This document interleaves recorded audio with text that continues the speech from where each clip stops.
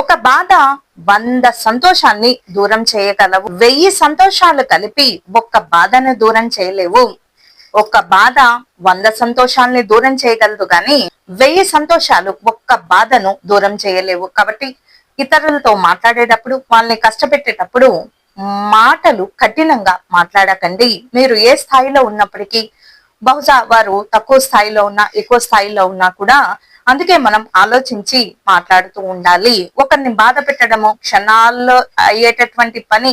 అదే సంతోష పెట్టడం మాత్రము మన తరం కాని పని. ఒకరిని సంతోష పెట్టి చూడండి, ఆ రోజు ఎంత హాయిగా నిద్ర పడుతూ ఉంటుందో.